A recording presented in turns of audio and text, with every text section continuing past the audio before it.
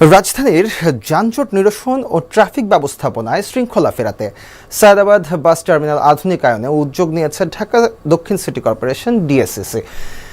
AC bus ও সাধারণ যাত্রীদের জন্য আধুনিক সুযোগ সুবিধা নিশ্চিত করতে মঙ্গলবার নগর ভবনে এক সভায় এসব সিদ্ধান্ত নেওয়া হয়। প্রধানমন্ত্রীর নির্দেশনার পরিপ্রেক্ষিতে সড়ক ও বিভিন্ন স্থানে ছড়িয়ে ছিটিয়ে থাকা এসি বাসের কাউন্টার থেকে সৃষ্ট যানজট কমাতে টার্মিনালে নতুন নকশা প্রণয়ন করা হয়েছে।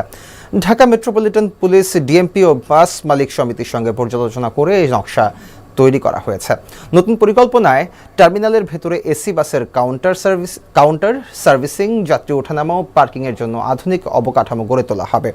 পুরনো মোটর গ্যারেজের জায়গায় নির্মাণাধীন ভবন সম্প্রসারণ করে এসি বাসের কাউন্টার স্থাপন করা হবে। পাশাপাশি কাউন্টারের প্রবেশ পথ প্রশস্ত, পার্কিং শেড ও যাত্রীদের চলাচলের জন্য ওয়াকওয়ে নির্মাণ করা হবে। এছাড়া খুলনা বিভাগীয় কাউন্টার শেডের পাশে নতুন কাউন্টার শেড, ড্রেনেজ ব্যবস্থা উন্নয়ন এবং যাত্রীদের বিশ্রামের জন্য পর্যাপ্ত বেঞ্চ নির্মাণের সিদ্ধান্ত হয়েছে। ডিএসসিসি আশা করছে দ্রুত এসব কাজ বাস্তবায়ন হলে সায়দাবাদে যানজট কমার পাশাপাশি যাত্রীদের ভোগান্তিও অনেকটা কমবে।